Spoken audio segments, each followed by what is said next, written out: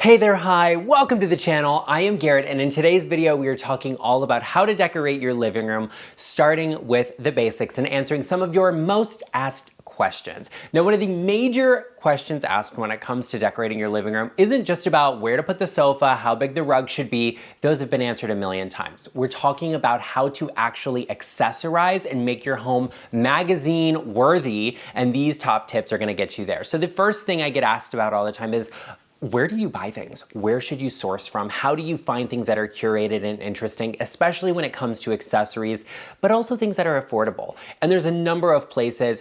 I like to mix high and low. I'm a big vintage lover and shopper, so I'm a big fan of eBay and Etsy. But it's worth looking at what have you already seen and take inspiration from that for your accessories and decor. You can find things on Facebook Marketplace. There are so many interior designers that have their own shops and produce their own products and merchandise that you can shop from. Amazon is a great place to find home decor. Be sure you're avoiding things that are generic and basic, but you're looking for things that say something, that have a certain style to them that is going to accentuate your home. For example, if you want your home to feel more modern, you may use more modern style accessories, even if all of your furniture is more traditional. Or if you want your home to lean more traditional, you want some of those vibes in a modern space or a minimal space, look for some things that have a more ornate style to them and detail. And don't write off coffee table books. They're amazing. You can get them obviously at bookstores or online. You can also find a ton of them at estate sales, flea markets, yard sales, and they're great to have as well. Speaking of something that is great to have, a designer's opinion, advice, or a little bit of feedback can benefit you greatly regardless of the project you are working on. I work with clients all of the time, whether we're talking about a furniture layout for a living room or massive kitchen renovations. Be sure you check out the link in the description box down below or go to intro.co/GarrettLeChic to book a one-on-one interior design consultation with me where I can view your space and answer some of those difficult questions you may have. Oh yeah, that was a good idea, right? Oh yeah, Yeah, no coffee for Cavaliers, but you're cute. For those of you that don't know, you may see a Cavalier King Charles Spaniel popping in and out. Don't worry, that's just Arden and his big floppy ears, aren't they? Oh yes, yes, yes, yes, yes. Okay, back to the video. Well, Arden, let's tell them all about styling a mantle. This is probably a top question I get asked as an interior designer. What do I do for my mantle? And there are so many different answers to this question, and it really depends greatly. So if you are a person that you have a television above your fireplace, some designers will tell you it's bad. I'm not one of those. I think that there's a time and a place for everything. It may not be the right thing for your home, or it may be the only answer you have. That's okay. If you have a television above your fireplace, we don't need to over accessorize the mantle. We don't need to have anything that's blocking the TV or the sensors on it. Plus, we already have something big above the fireplace. We don't need to compete with it. So look for things that are very low and shallow that won't be obtrusive or take up too much space. And if you're putting a television above the fireplace, I would consider something that is like a frame television, or you can add a decorative frame on to really dress it up and make it look appropriate for the space. However,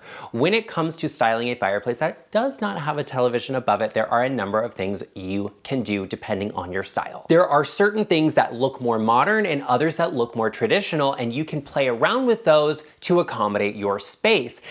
If you have a more modern style, something that feels more modern is going to be asymmetry. So having something that's off-centered. And when we do asymmetry in a space, we need to create some form of balance alongside that so that things don't feel lopsided or they're too heavy or too large on one side or the other. We want that balance. So if you were to hang a round-shaped mirror above a fireplace, I would then say, let's add something to the opposite side of that so that we create that sense of balance. Maybe that's a vase, a candlestick, or something along those lines that will create that balance. Now, if you have a more traditional style, you may want to use symmetry. Symmetry can have a very glamorous or stately look to it, and sometimes it can be too imposing for everyone's home. For example, in my home, I like symmetry, but I'm going to use a mix of symmetry and asymmetry and balance together to create this transitional style that has traditional pieces, but some modern pieces thrown in that doesn't feel like it's a stuffy old,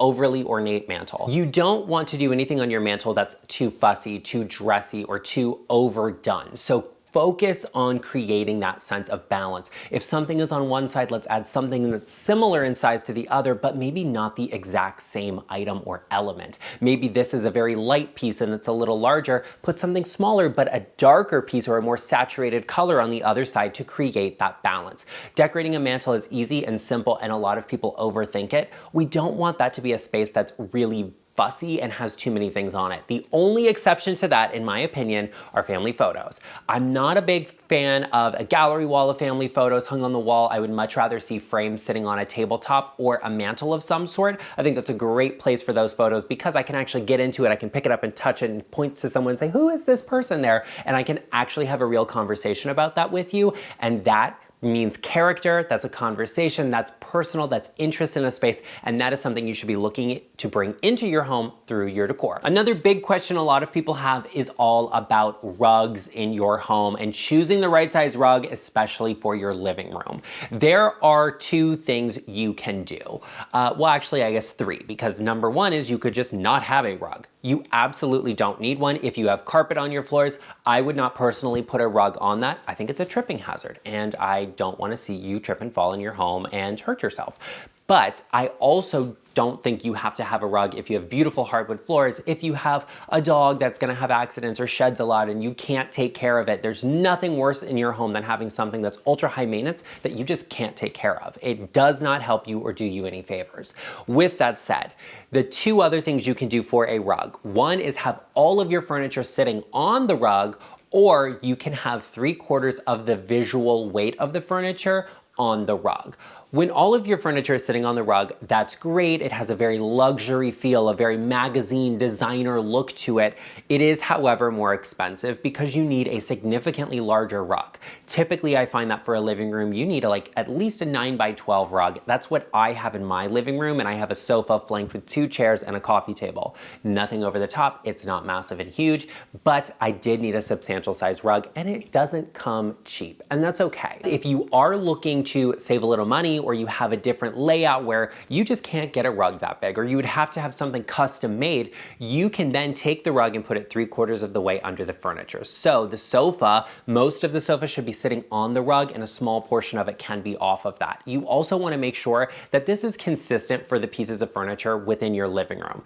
Nothing looks worse than having 2 chairs fully sitting on a rug, and then your sofa, it just has its front legs on it. It looks like it's falling off the rug. It looks like there's too much space there. It just feels like it's imbalanced. So I'd rather have it be 50% on the chairs, 50% on the sofa, so we get that real sense of balance within that furniture layout and floor plan. Having a rug in your living room is not absolutely necessary, but this is a great place to tie all of your colors in together. Even if you're doing a kaleidoscope, a rainbow of colors in your space, look for a rug that has that. Only use a neutral rug or a solid colored rug if you have a lot of solids in the space. We need to balance pattern, we need to balance busyness, so a solid rug or a more muted rug is going to be your best friend. Speaking of being your best friend, hi, I'm right here giving you incredible interior design videos every week, so be sure you join us, become a part of our GarrettLeChic family. I would greatly appreciate it if you joined us on our journey of saving the world from bad design one home at a time by hitting that subscribe button,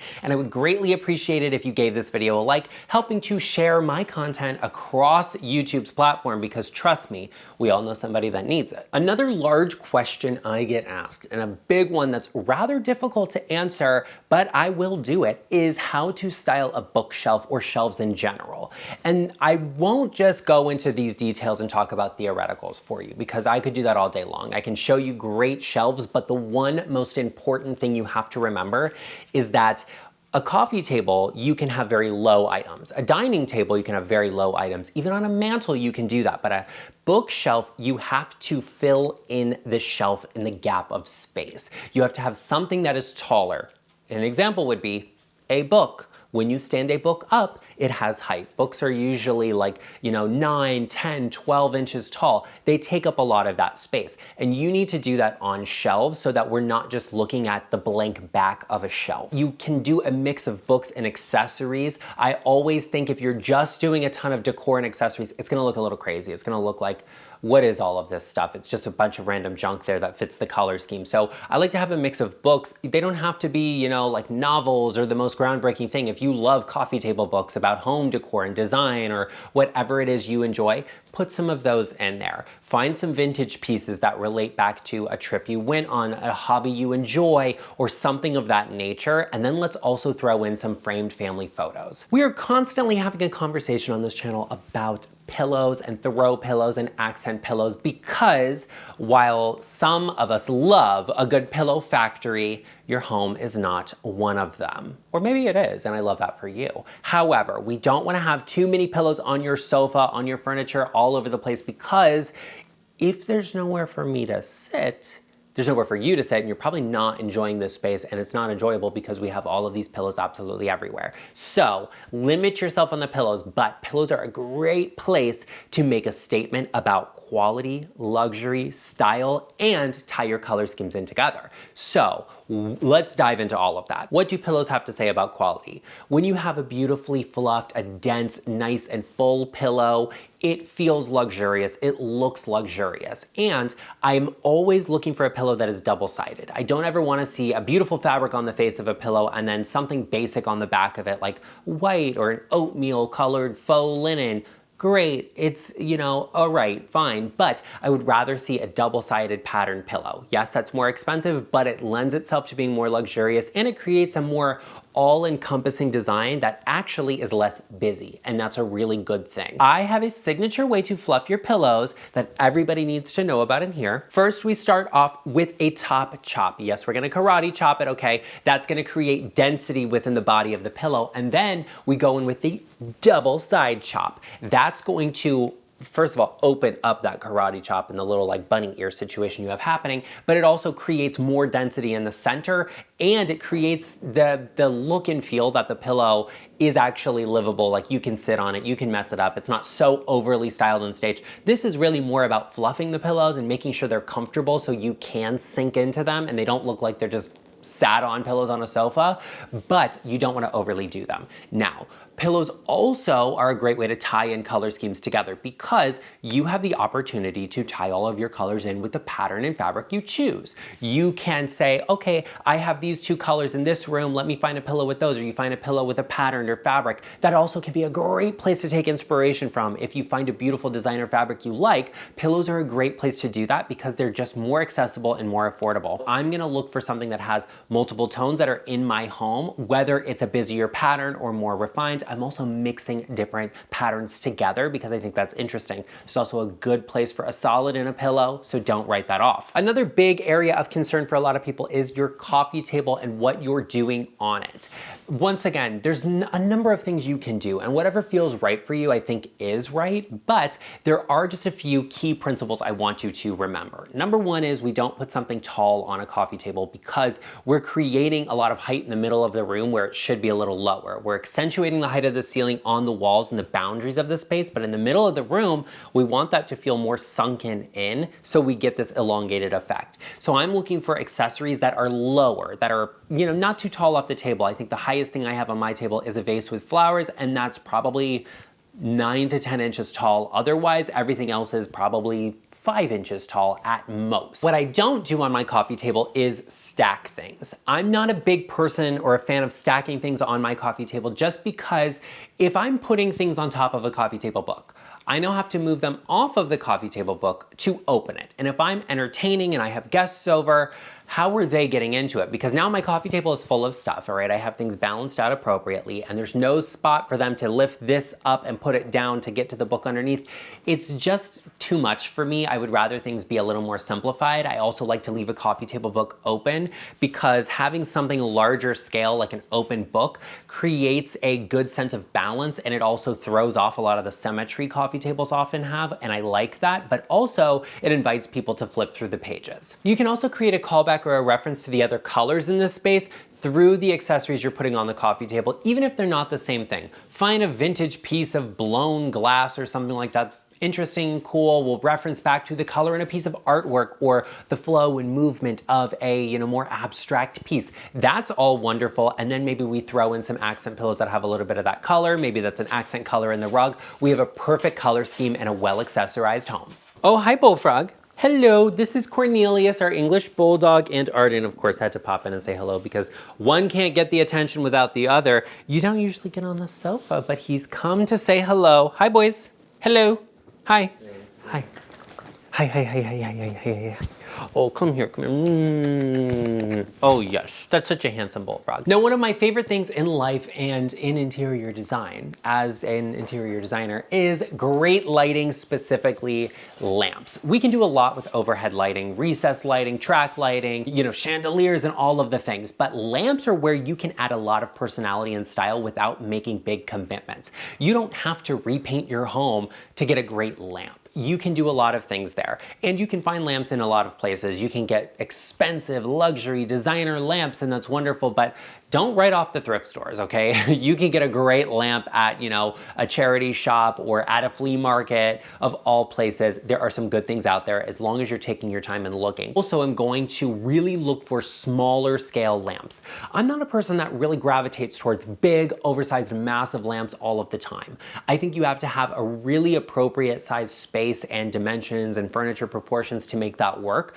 I also don't like a buffet lamp in a living room. A buffet lamp belongs in a buffet, and the only reason a buffet lamp works on a buffet is because you're sitting at a dining table, you're a little bit more upright, the furniture pieces, everything is a little bit higher, so you can't see the bulb when you're sitting there. But if you're on a sofa, you're reclined, you're relaxing, you're kicked back, you're reading, I can usually see the light bulb in a lamp if I'm laying back a little bit, and that does not look good. It doesn't feel good. I don't like looking at an exposed light bulb, okay? It's like staring into the sun.